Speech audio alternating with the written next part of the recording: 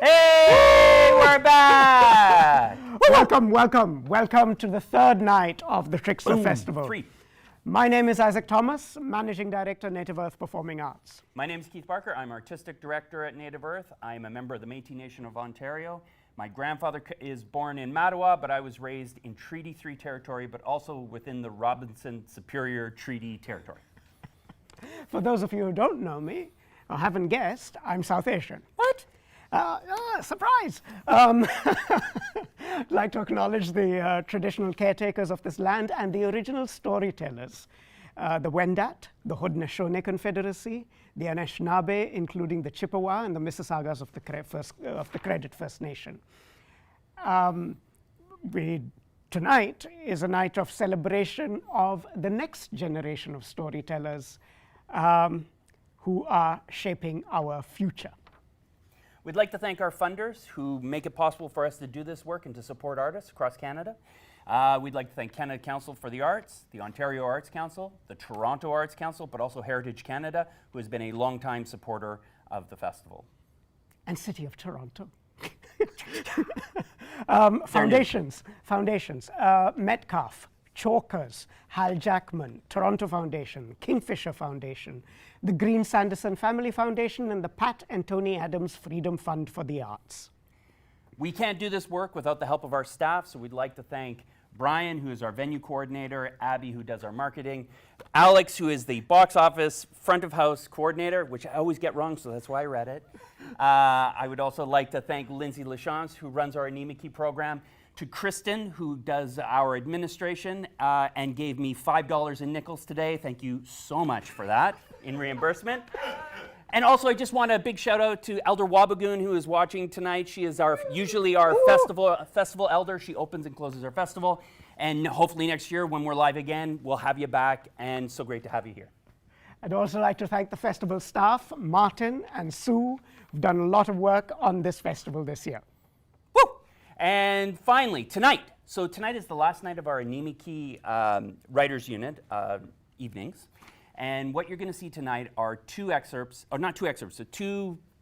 our writers. We got Joelle Peters, who's going to have a conversation with the program director, Lindsay Lachance, about her piece. And then we're also going to see an interview with Yvette Nolan, former artistic director at Native Earth, and Jimmy Blay. And then we're going to see an excerpt of his play that was produced by Repercussion Theatre, and then they're going to come back and talk some more. So enjoy, have fun. Okay, hello everybody. My name is Lindsay Lachance, and I'm from an Algonquin Anishinaabe family. I am here today on the unceded Algonquin Anishinaabe territory, and I'm really excited to be joined in conversation tonight as the Animikie program coordinator with Joelle Peters, an amazing member of the Animikie team this year. And we must take a time to remind everyone that Joelle in 2020 was named by Tara Bagan, who won the Siminovich Prize, as her protege. So we're so proud of Joelle and so stoked to be able to have a chat with her today. So Joelle, welcome. Thank you so much. It always feels so weird, like when people mention that. I'm like, yeah, that happened. It did. It's huge. It's amazing. That's so good. I remember watching the awards and seeing you in your the special room. I felt like you were in Oh yeah, I was in a studio, theater company's space, like their office, and they set it up all fancy, and they had me say it a million times, and they recorded it, and I was sweating and nervous, and I was like, please just say this take is good so I can leave. Yeah, the Zoom life as we continue to do it today. So why don't we start? We're going to have a little chat today. Joelle's been working on a piece in Animikie, but also outside of Animikie for a couple years.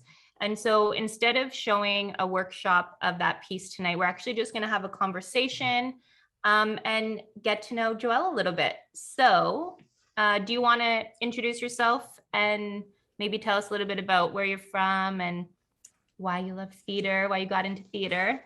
Sure. Well, Ani Bourgeois, my name is Joelle Peters. I come from Bekedronong Territory, Walpole Island First Nation in southwestern Ontario. It's about 3.5 hours southwest of Toronto. I'm actually currently like coming to you from Banff, Alberta. I'm here doing the Indigenous Playwrights Nest, which is super exciting. And what was the other part of the question? Maybe just a little bit about how you got into theater, why you love storytelling. Yeah. So I guess growing up in a small town that is also very into sports and farming, there wasn't a lot of theater to get into, but they did have a small theater, like community theater company that I sort of worked with. I was part of, I think, 2 productions. First one was in grade 7, and then the next one I think was a few years later. Um, so that was like my, I guess, small beginnings. I also did like some summer acting camps for kids, and those really like influenced me.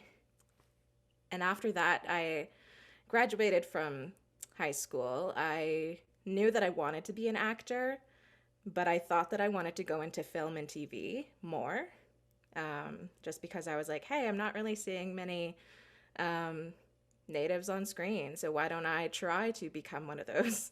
So yeah, went to school. I went to Seneca for their acting for camera and voice program. Graduated from that, and then I got like pulled into the theater world.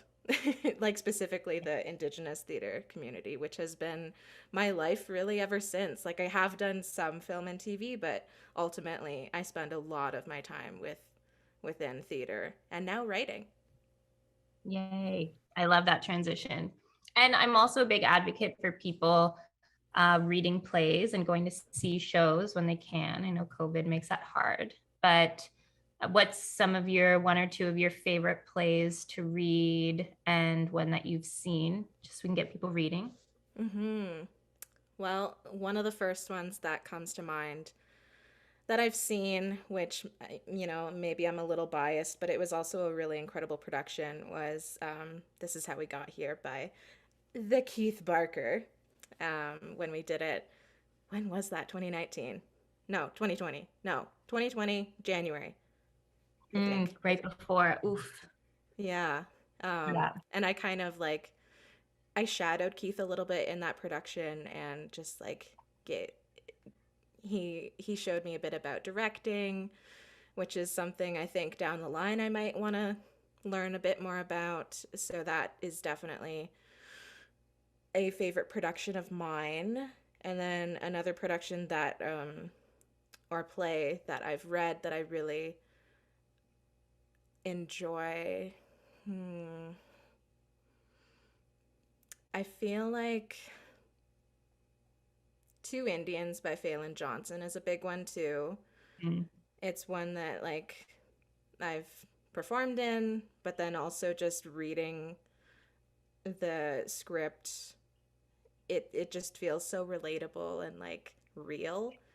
And that's something that I really inspires me in my work. Like I want to be able to see myself in these characters that I write, just like the way that I have with Phelan's work. So yeah, I would say that's one. I love that. So that makes me think that we need to have a book club or a play reading club.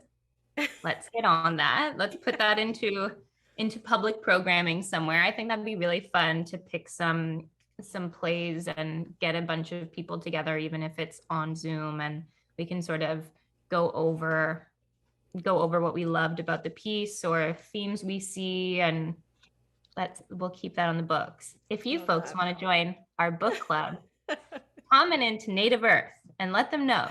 Yeah. But I love this idea. You're sort of speaking to some of the things that inspire you. This idea of like, seeing real relationships, seeing Indigenous characters in text and on the screen or on the stage. So, what is it that really kind of inspires you as a storyteller in your own way? What kind of drives you and inspires some of the characters that you write? That's a good question. A lot of the characters within my piece, Niche, come from my res. Like they're not specifically recreations of one person, but they're like pieces of the community, like pulling those little parts. And it's been really interesting when I've done workshops and worked with actors and they've said like, oh, this sounds like someone that I know. And so that kind of tells me that, okay, so this is kind of like not universal, but sort of, Right. like it feels comforting in a way. Like, okay, these are real people that I'm creating. Like they're not just one-sided. Like they feel like they're coming from an organic place. And I had another thought tied to that, but it has left the room. It's gone. Well, hopefully it comes back. But we can talk a little bit about Niche then. This is the piece that you're working on in Nimikie, and you worked on it before. So are you able to sort of tell us a little bit about this piece, if you want to speak about the process that got you here as well, and then a little bit about this world that you're creating with the play? Mm-hmm. So I feel like I might have talked about this last year in the festival, but I'll kind of go over it again. I started this piece with the Paprika Festival in, I would like to say, 2018.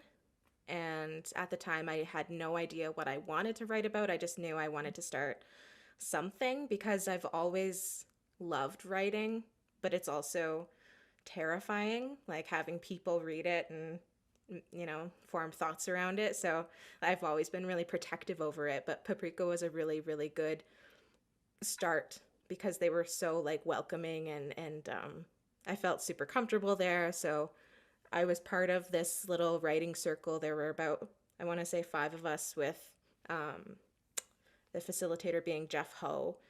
And Jeff was just like, yeah, like whatever you want to do. And that got me thinking about the books that I used to read as a teenager, and a lot of them happened to be by this author, Sarah Dessen. She does like these cutesy romantic, like first love, summer romance kind of deals, adorable.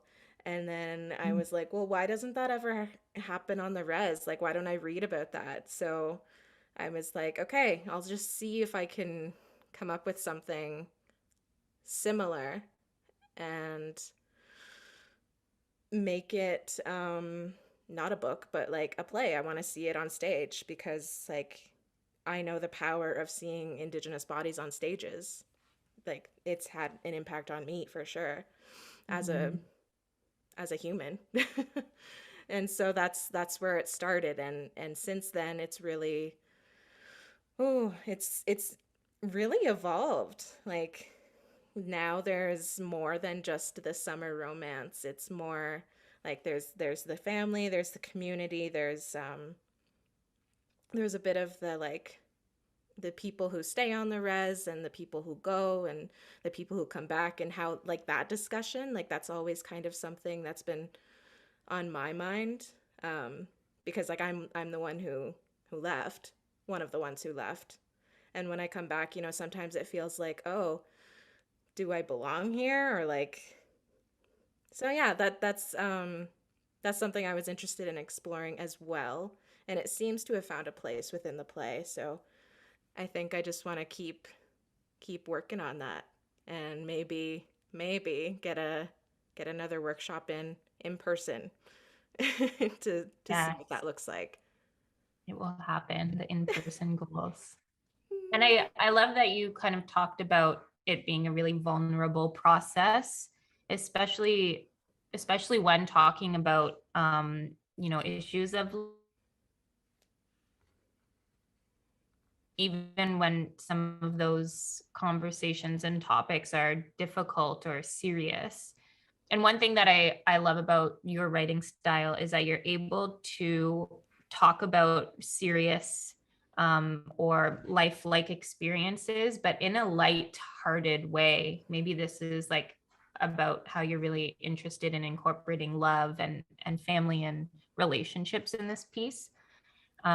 But why is it important for you, or how do you see yourself kind of leaning in towards more of a comedic or joyful aspect in your writing, as opposed to kind of focusing on the potentially traumatic or potentially too serious, overly triggering kinds of writing styles?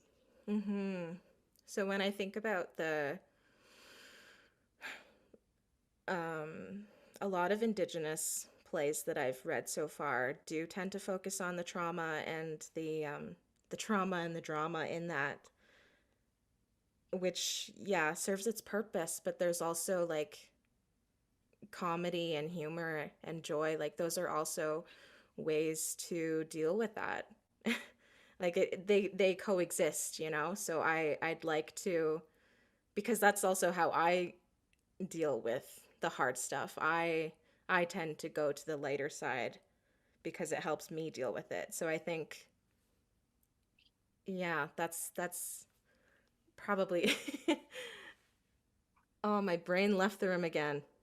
No, I know. I can see it in your writing, and when we do get to witness your in-person workshop, I know everyone will be able to see that too. I mean, it's kind of what you said of love and joy and family. Is it are universal experiences, right? So Mm-hmm. like everybody can find an entry point into the relationships that you're offering. Yeah, it feels like for me the most authentic and like organic way into that kind of work. Yeah. And one thing I love too about the relationships that you're making, like you mentioned that there's a community and there's folks who come in and out.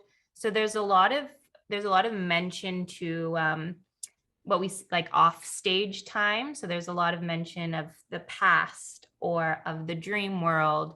So of different times in the play that you're creating. And I really love that.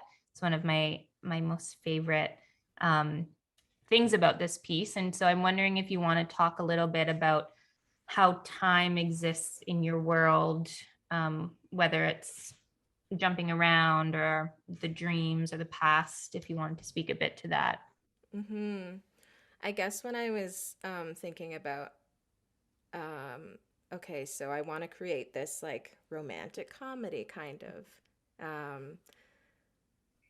I was a little unsure about how to transfer that onto the stage, like the passing of time, and I want it to kind of be a story that evolves throughout a summer. But again, how do you really show that when a lot of the sets are the same and you don't want to like just say, oh, well, today is this date and this time. Oh, it's been this long. So I think the dreams for me have really helped to solidify the time passing or staying the same. And yeah, I'm like continuing to explore that. It's still very new to me, but I like the direction that it's going. Yeah, oh yeah, for sure. And it's really coming to be like its own specific, we could even call it a device, like you said, exactly, to help demonstrate how time is passing or these shifts in time. I love it. I love the use of it. I think it's like very effective. And it fits into the world that you're writing because it's this mix of contemporary but also like a nostalgic aspect of it. Like every character is sort of dealing with like love and nostalgia. So if I may say Yeah. that. So yeah, I feel as though it's the dreams and the like memories are a really great way to sort of help us get to know these characters through a past that we likely would never see in that summer. Mm-hmm. And that's something that I've also really liked about exploring the dreams. Like, because dreams can go in a couple different directions for us in our own lives, right? Like they can just be something that's, you wake up and you're like, oh, that was weird. Like, why was I swimming in the middle of the ocean and like eating craft dinner? Like, or you can go deeper into that and you're like, okay, why was I in like this particular part of the ocean, and how was I feeling? And it can really inform things that are happening within your life, or, it's like, what do you take from it, right? Or is Yeah. it just, I want mac and cheese? Yes, it could also be that. And with the dreams and like getting to know the characters through their past experiences, one thing that really stood out to me is the use of sounds. Because you also have like just very vivid descriptions of places, like landscape. So there's sound that comes from that. And then also really awesome use of like music and radio, and of course your language as well.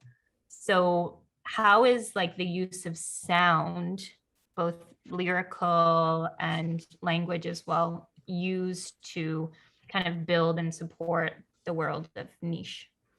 Oh my gosh, yeah. Well, when I think about home, there are like the things within the play, those are the things that I think about. Like when I'm, say, at my parents' house and I'm sitting outside on the porch, I hear the frogs off in the forest, or I hear um, birds flying by overhead. Like there are so many birds Mm. that live in my parents' backyard. It's amazing.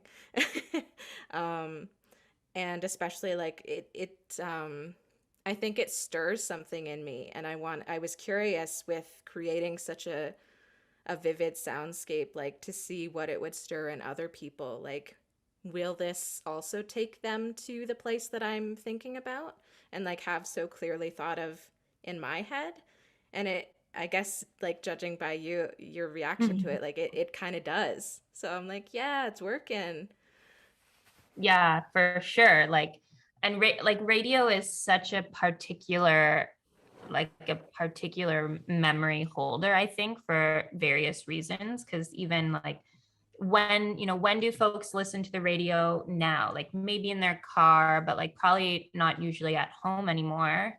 But yeah, then it definitely like presences these memories for me of like sitting and playing cards with my aunties and uncles and grandparents, or like when too many people are talking and someone wants to hear something on the radio, so it's like trying to get everyone to shut up so you can hear, or just like these moments. Like it's true that the idea of sound coming out of a radio creates like these moments, these like portals. So Mm-hmm. it's really like really interesting and fun to go through and hear your script being read, and to read it and to kind of be transported into these moments with them. I love it.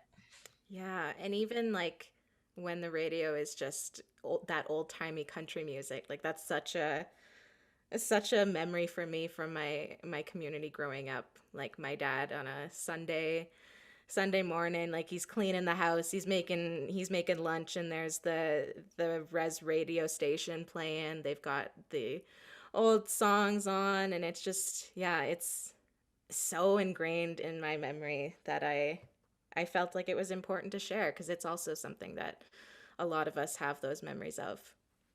It is a vibe for Yeah. sure. And like language, so having Anishinaabe and having like language in the piece, is that something that was important for you as well? I think for me, it's also that reclamation. Um, like hearing those words on stage, having people say them out loud. Um, because I personally don't know a lot of my language, and I wish that I Right. knew more. And I think it's just getting it out there, hearing it. That's a start, at least. Yeah. Oh, for sure. And it is so important, and that's one of the like magical amazing things about theater, like when we talk about resurgence or reclamation or anti-colonial work, we can see that in theater, like just really by examining, like you're saying, like memories, like the sounds of home, family, the incorporation of language. Like it's definitely an artistic medium, but for sure like a political tool. And I love that. We can really see that in this piece. And the language is like a great starting point for that. It really is like you said, it's impactful when we hear the language being spoken. Like whether you know it or not. And I don't think that I'm creating those moments where I'm purposely trying to confuse or like leave anybody out, but I'm also just trying to make people curious. Yeah, I love that. And it's important to kind of make space for languages, for stories, for experiences that, as we know, like for so long have sort of been on the back burner or been second string or benched. So make way because they come in. And so because Animiki is a new play development program, we'll maybe just talk a little bit like about processes that worked for you or that don't really jive with your style of working. So maybe, I mean, I don't know, are there any, we kind of talked about like love, we talked about families, I've talked about the land and the sounds influencing your work. But do you have any sort of like values or kind of pinpointed aspects that really guide your process? Like, is there a way that you work that kind of makes you feel like more surrounded by who you are? Or That's kind of a tricky one. Like for me, especially with this piece, I've been carving my way out. Like I'm trying to see what my process is, but it seems to change every time I pick up the work again. I'll put it down and I'll focus on like a completely different project, or I'll like get busy with other life things, and then when I return to it, I'm like, I wonder if I try like, thinking about the work and going for a walk, or I wonder if I try and write, when I'm at home visiting my parents, or sometimes I get my best ideas for new scenes or character development things as I'm just about to go to sleep, and then I have to run and get my notebook. Or I like to use music a lot too. Like I've got a specific niche playlist that I have that like it's also it's also got like memory things or cute love songs that get me in that kind of zone of thinking. And it seems to change every time that I go back to the work, and I'm trying to figure it out, but maybe this is what I need. Like maybe I just need to have that different perspective on it each time. So that's also another thing that I think has been really great and necessary to working on this is time. Like it's been years now, a couple of years that I've been working on it, and each time that I pick it up again, something new sparks and off I go, and it just changes the direction, and it's been really exciting. I love that, because even in your response, like time and music and being at home at your family's house, like it all just is like what's actually in the piece itself. So I think it's amazing because it just helps us to like expand how we even consider process or new work development, really, because like you said, it's things are coming to you before you go to sleep, or things are coming to you at your parents' house. So really, you're not like, well, I just need 1 week to sit alone in my room so I can write the whole play. It's like, actually, you need to be like around your life and around things that you're culturally connected to be able to make this piece. So I think I think that's really exciting and like a great reminder that process really, really lives outside of this sort of like black box studio. Yeah. I mean, I've tried that. I've done a couple residencies, like one I did with the theater center a couple years ago. I was given space in their, oh, what is it called? The incubator space, overnight for a few nights one summer. And so I would go in at like 8 p.m. or 10 p.m., something like that. And I would write until the sun was about to come up. And so that, a bit of that work is in here. I don't know where, but it's somewhere in there. Yeah. Wow. That makes me tired just I thinking know. about that. There were lots of dance parties. Nice. That is fun. Yeah. So maybe we'll just kind of move to thinking about like kind of next steps for the piece. And so you are working with Phelan on this piece and some of the hopes that you have for it. What are some things that are coming up for your final stages of workshopping? So I think that we are on the same page about needing the in-person stuff. I want to look at some movement with real live actors and not just heads in a Zoom box, because that only gets you so far. And especially with work that needs that human to human interaction, it feels super necessary to me. And so that's the next step I would love. And then aside from that, like there's like little things that I need to do that I'm hoping to do like while I'm here in Banff that I am on my way to completing. And then aside from that, yeah, I'm working with the Blythe Festival, and they are supporting me with hopefully that workshop. Other than that, I don't know. I don't know what next steps are because I'm so new to this. I'm like, someone tell me what to do. Now, what do we do? Yeah. Yes. Well, we can look forward to, hopefully we'll be able to, the larger audience, will be able to catch a glimpse into the real life workshop or see a workshop production somewhere.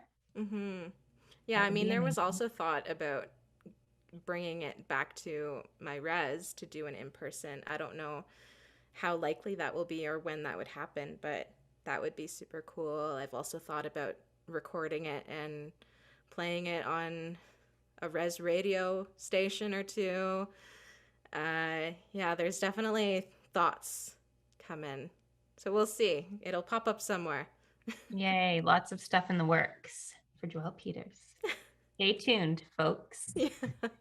Well, I think that we will close off our convo here then, since we have lots to look forward to. Any final words, offers, mini karaoke performances you'd like to throw in before we close it off for today? No karaoke today, but no, thank you, Lindsay, so much. Like this time especially has been so busy for so many people, so I'm really glad that we were able to connect. And it's always so nice to see your face. It is so nice to see you too. I'm definitely jealous of all yous amazing folks at the Banff Center right now, but it's also such exciting programming and amazing opportunity for everyone. So I know you'll use the time to make some more brilliance, and I'm really excited to see what comes next for you. Thanks. Thank you for chatting with me, and we'll talk soon. All right.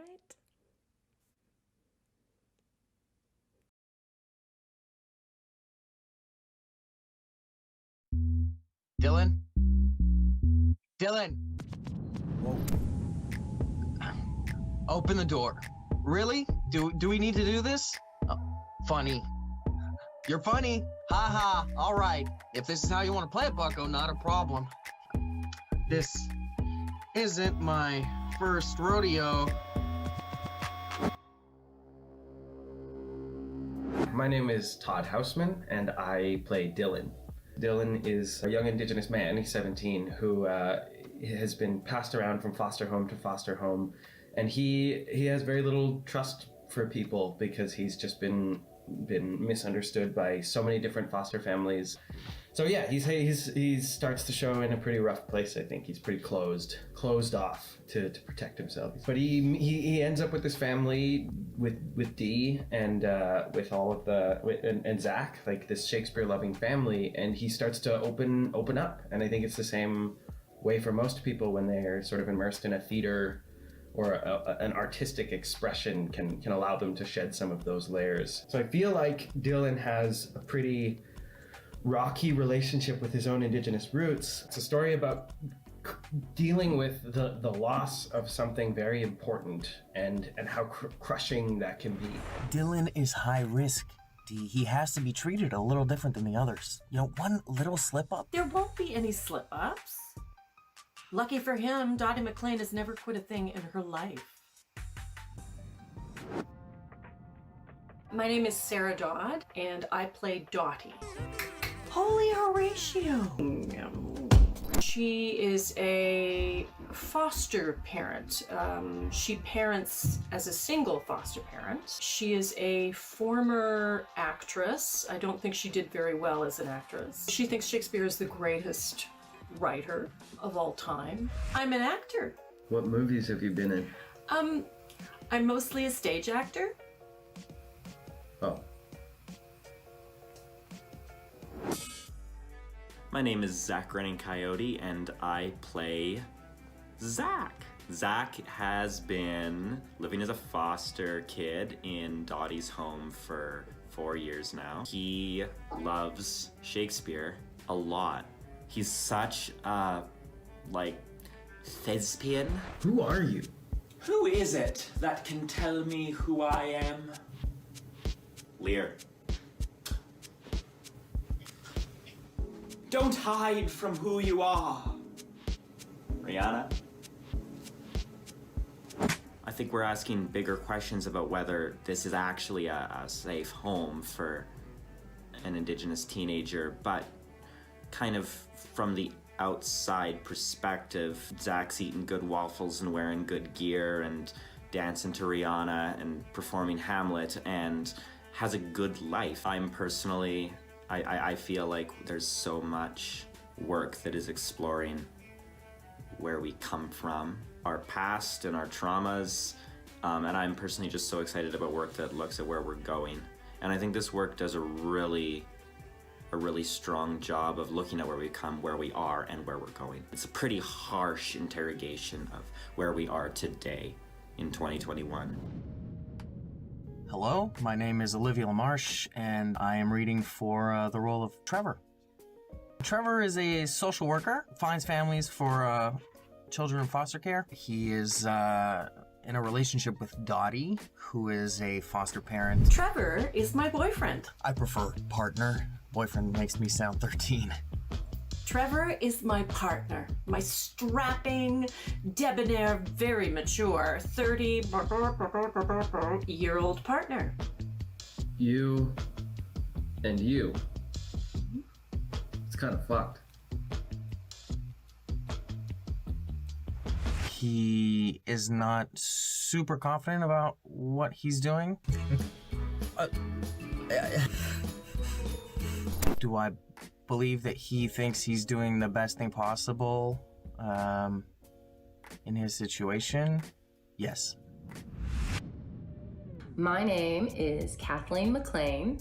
I am playing Iosta. She's a Mohawk badass, originally from Kanesatake, has gone through a little bit of the foster care system. She's somebody who's a little bit into conspiracy theories, working at a church as a janitor. One of the things that this play is about is the differences that arise from systemic racism. I also think that it's also about similar experiences but through completely different lenses. You see 3 different Indigenous people who have gone through the foster care system, and each of them has a different story. So you really into Shakespeare? Or are you doing it to get a girl or something? I mean, I like it, I guess. Why? Why not? Because it's old as fuck, written by a white dude whose people were really into killing our people. I'm not about spending 3 hours of my life trying to understand what the one white dude in a puffy shirt is trying to say to the other white dude in a puffy shirt while my auntie is at home boiling her 10th pot of water just so that my cousin can have a bath. But I don't mean to shit on your Shakespeare parade. It's not just a play. It's not just Shakespeare. It is something that is taking everything and just like rolling it into like a really complex and beautiful ball that you just sort of like roll into the audience. It is truly one of those things where I think after people leave, people are gonna be like, I need to talk about this with everybody.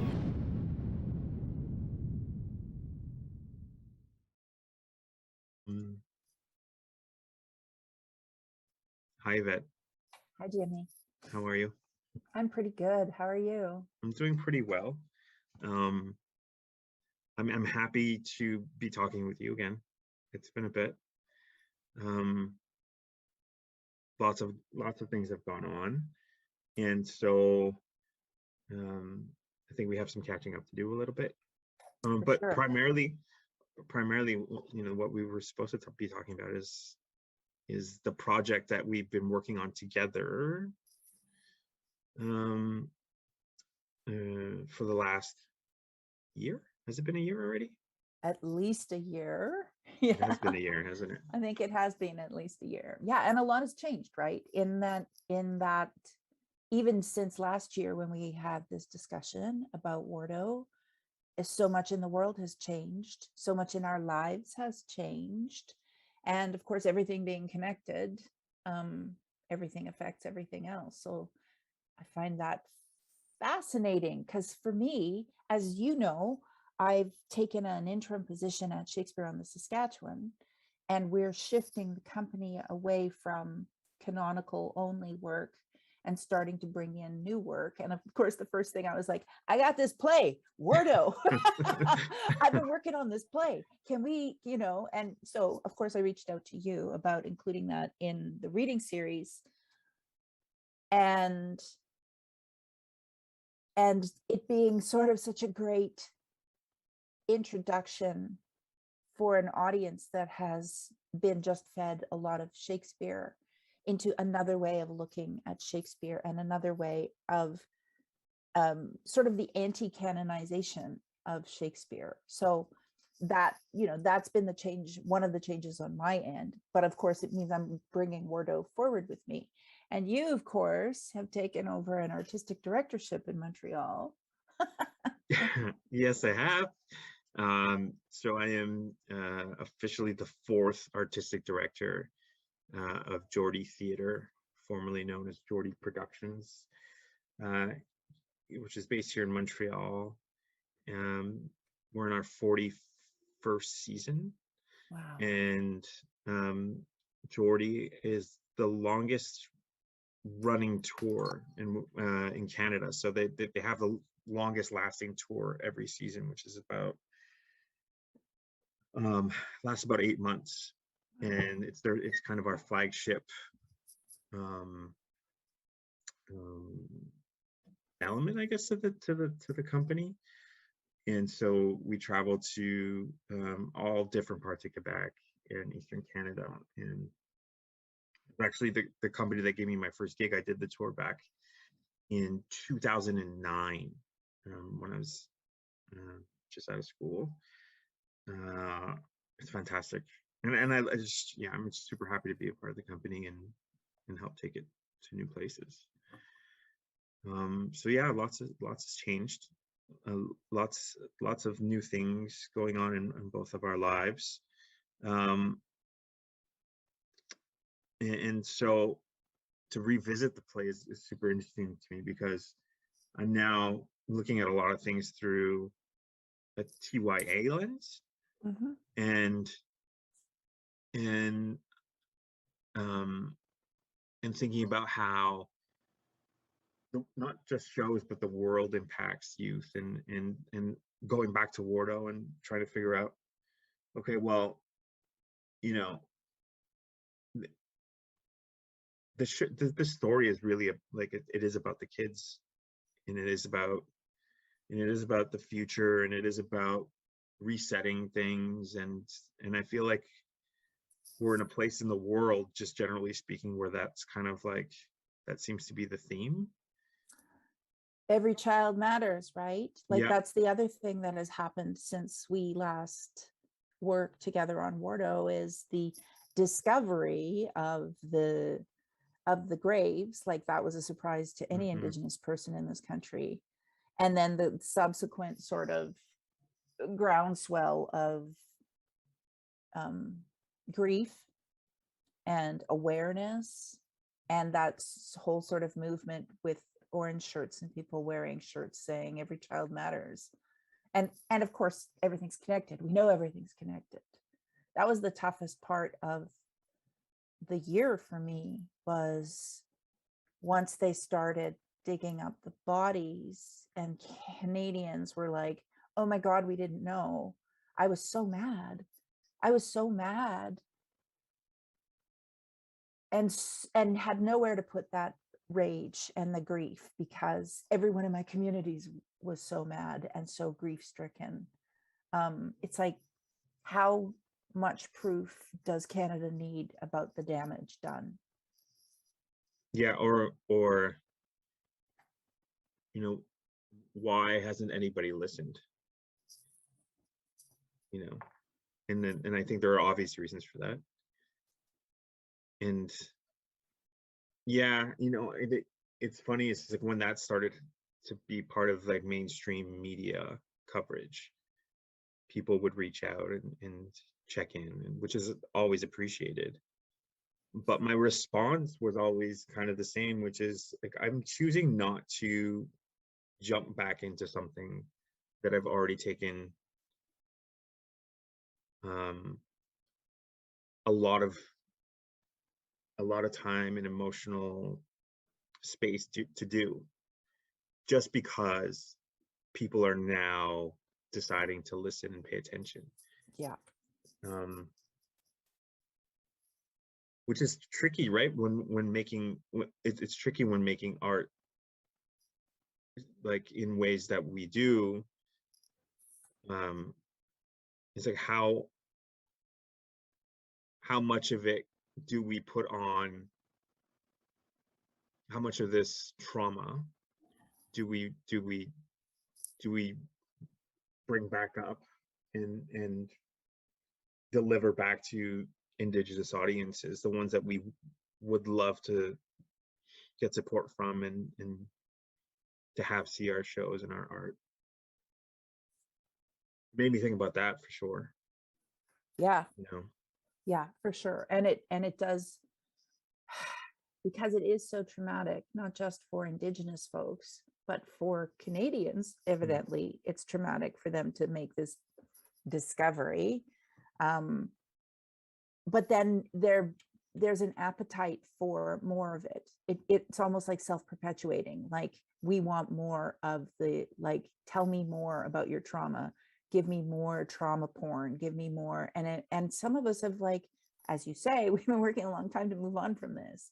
And so much of this was already in the work, right? The plays, the novels, the poetry, this was already there, and we want to move on. So yeah, it's been, I mean, one of the answers that I had was people were reaching out to me both to see if I was okay, and then also because they needed.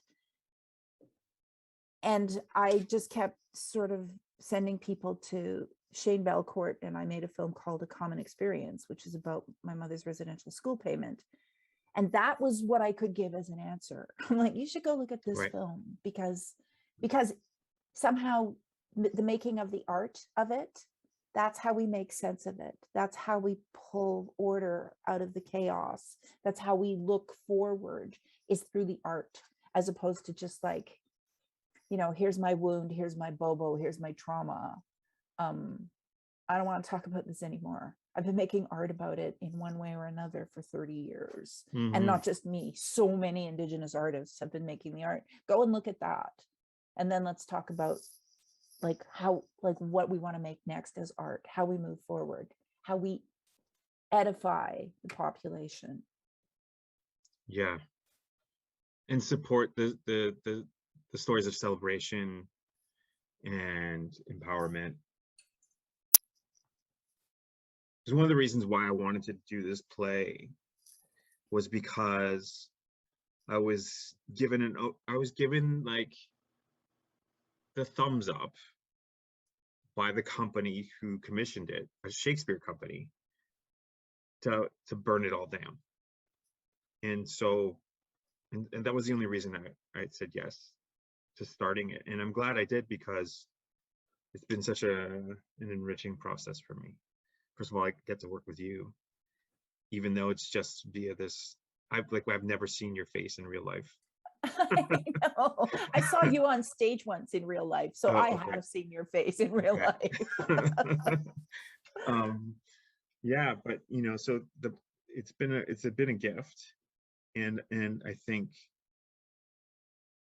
I'm happy that the opportunity was given to me, and I'm happy that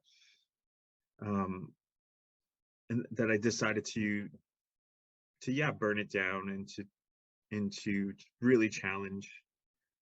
How did you put it? Decanonize the work. I like that. Sounds, yeah, Yeah. it's better than decolonize in some ways. Yeah, because we're all responsible for the canonization of Shakespeare, right? And so how do we work against that? And I think there's room for everything. Which is why I'm really excited to have Wardo be read in Saskatoon next season as part of a Shakespeare festival. It's like, and here's our anti-Shakespeare festival. But it's really important, I think, for audiences to also be part of that conversation. Mm-hmm. I'm working to find a co-producer for Wardo, Timmy. Anybody out there talking to you?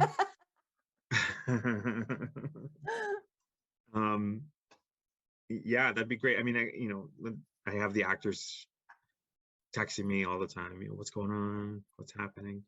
And so because there's a fantastic cast associated with the developmental work, and props to them and shout out to them for doing such hard work over the workshop periods, and who you'll see in the videos that we'll share in a couple of moments, I guess. But yeah, like life after Annie McKeon, life after Sagachuk, like what happens to it is super interesting. I'm hoping it lives on. Oh, it will. Yeah. So we're about to show a clip, and just to contextualize it a little bit, we're about to head into a scene that is the end of the first act. I guess some of the important things to know is that Dottie, who's the foster mom of these two Indigenous boys, and her son Zach, her foster Zach, really enjoy getting to role play whenever they can. It's like a thing they do, and so when you see that, you'll be able to identify that, I think, right away. So they're about to go camping, and plans are, I guess, plans go down south, and so Dottie feels like she owes it to her sons to do everything she can to give them that camping experience that she promised them. And she does something, which you're about to see, that she thinks will make everything okay in the eyes of her boys. Let's watch. Is this a Rihanna playlist? Is there any other kind of playlist? Oh my God, I love you. They all dance until the end of the song, except Dylan, who sits back and watches. The song ends, an audiobook reading of Richard III begins. Whoops, I'll get that. Unless anybody wants to get down with a little Richard. Huh? No? Okay, I'll change it. This is amazing. All we are missing is snacks. Hold up. She digs into her bag and pulls out some chocolates. I have these, but they... Dylan grabs a bunch before she can finish and starts chewing. Whoa, Tiger! I was just about to tell you that those aren't just chocolates. Oh, fuck. Really? Yeah. Dylan grabs a thermos from Yosta before she can say what it is. She yanks it back, but only after he's taken a big gulp. And that's not just a tea. What? That was a lot. Oh, shit. In about 30 minutes, you are going on a trip. Fuck. Okay, I got this. Stay close. I got you. The music stops. Dottie's on the phone. Oh, what I don't understand is how you're only telling me.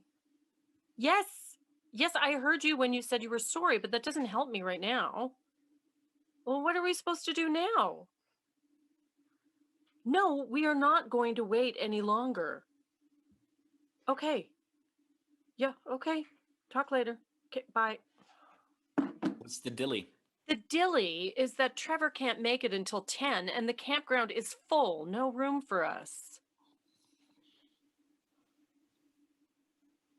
Catan night? Absolutely not. What are you doing? Come on. Plan B. Let's make like a busboy and get the fork out of here. Everyone into the Beverly. Beverly? Par.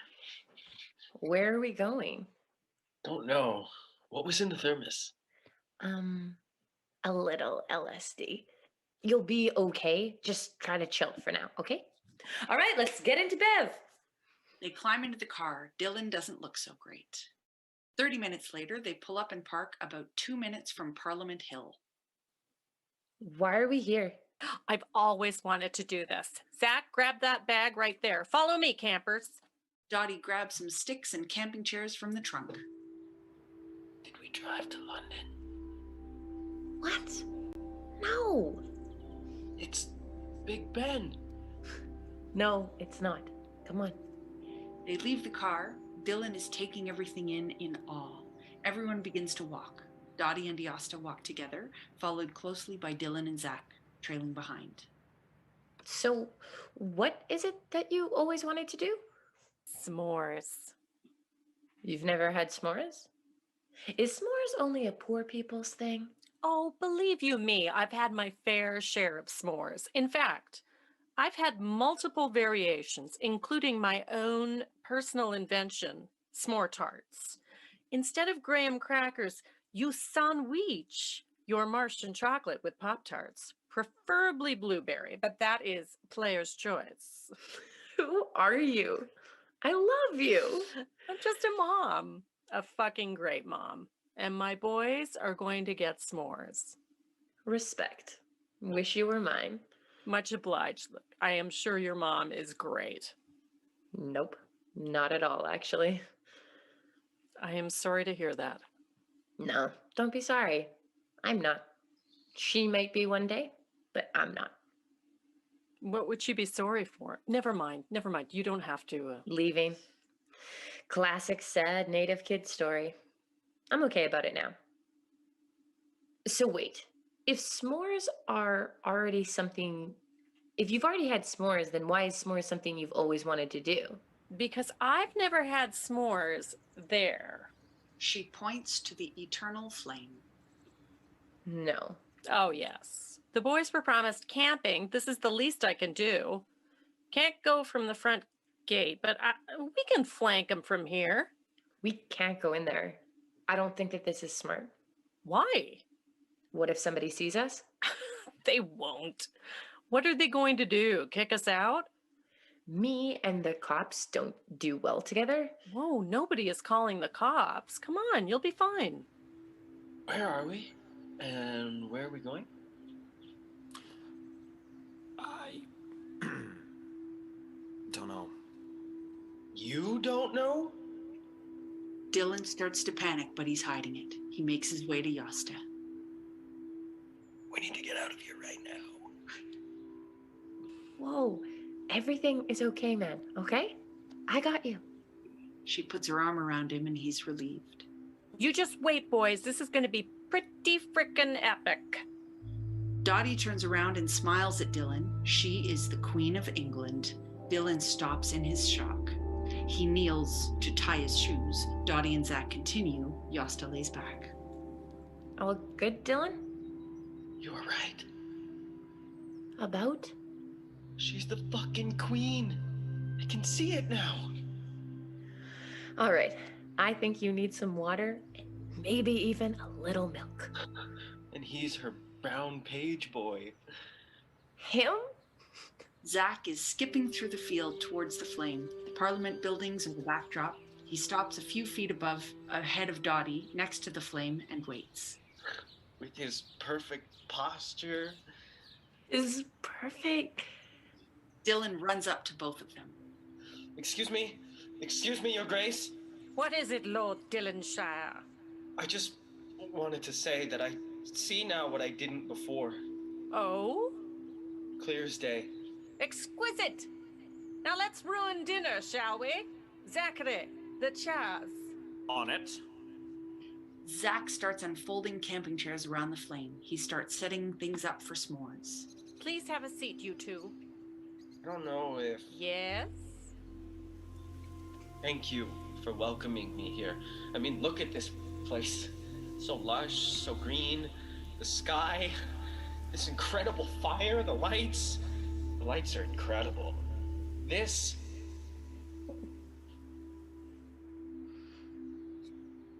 I'm glad you're happy, son. I hope you are comfortable here. And just wait until you taste the treats.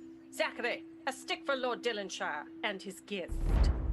Zach hands roasting sticks to Dylan and Yosta. Your weapons. Holy shit. Here, take it. Look at this thing. He starts brandishing it slowly like a sword. Fuck. I'm a knight. How does she feel? Perfect. Good. Time to put it to good use. Now? Now is the best time. Are you ready? What? Battle. Okay, I think we should probably go soon. The reward is well worth the struggle, my children. This is something special, I know. And you've been so kind to me. It's a big ask and a little risky, but I knew you would appreciate it. I do. More than you know. Thank you for trusting me. And you me. Dylan hugs Dottie very hard and long. She holds it as long as she can. He releases the hug. How do I look? Uh... This is all for you. He runs out into the open field looking for a fight, looking for a battle. Swing from the hips, Your Grace. He knows what he's doing. He's a natural. I'm not so sure about that. Dylan?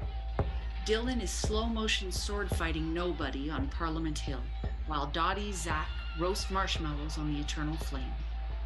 So, pro tip, you never want to put your whole marshmallow into the fire. What you want to do is slow roast it about 4 inches away from the flame. You also want to make sure you are in constant motion, constantly turning the rods so you get a nice and even cook all around the cylinder. Yeah? So, Ayasa, where are you from? I grew up in a bunch of places. Originally, I'm from Ganasatake, just outside of Montreal, but I've lived everywhere. I think we should get Dylan. And you were all settled in here? For now, I guess. I'm gonna go get Dylan. Boyfriend? No. How do you enjoy Shakespeare? I don't really. I'm just gonna go get Dylan. He's fine. He's fine. Sit down. He's okay here. Shit. Dylan! Dylan! In the distance, we see flashlights pointed at Dylan as teams of cops run towards him, drive up and pull out their guns. Dylan in the distance, wielding his roasting stick lit by flashlights. Police shout or mouth shouting, Shawnee Sioux war dance song begins. He's wearing a strange hybrid of red, blue, and white coats and war paint. The police who are approaching from one side transform into red coats. The police from the other side transform into blue coats, and yet another side into white coats. He's confused as to which side he is on. He brandishes his weapon to one side, then the other. He slowly backs away. They yell. He continues to back away. All sides are screaming. Flashlights are torches. They are blinding him. Everything shifts back. He turns and runs. He is shot. He falls. Blackout.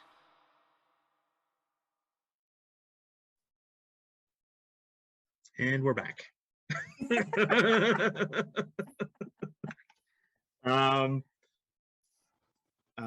Is there anything that you wanted to Just note about that scene. Yeah. Yeah, for a couple of things. You know, for me, it's like it's a great scene because it illustrates for me just how great the abyss is between white Canada and Indigenous Canada. Like Dottie does this thing and without any idea of how dangerous it might be for 3 Indigenous kids. And that to me is a shocking, it's shocking and great and really theatrical. It's a fantastic thing. I think that's the major thing about and the fact that, you know, you wrote it at the middle of the play. Essentially, it's the end of the first act. So Jimmy does not write well-made plays. That's the moral of that story. But it just in terms of, you know, how we tell story, like in Indigenous country, like who is the hero of the story? Well, we don't necessarily do that. We tell stories about communities. And I think Wardo really illustrates that. This is the story of this particular community. And so the hero changes. It's fascinating the pushback I receive on using that type of structure or not using the proper structure when writing. It's happened to me a bunch already, and you know, I'm not a prolific playwright by any means, but like the idea that, you know, that somebody has to be the hero or has to be somebody's story, or you know, falling into these super structured ways of writing. And when I first proposed this shift in this play, it was just people just didn't understand. They couldn't get why it had to, like, why I wanted it to be this way, until reading it like a couple times, and I think it finally kicked into them that there's a sense of loss, and there's a sense of yeah, I mean, everything is connected, as you say, you know, and we do tell story in a circle, and we're able, like, it's alive, like the story is alive, and I think that's okay. Of course. Okay. Well, that was us sharing.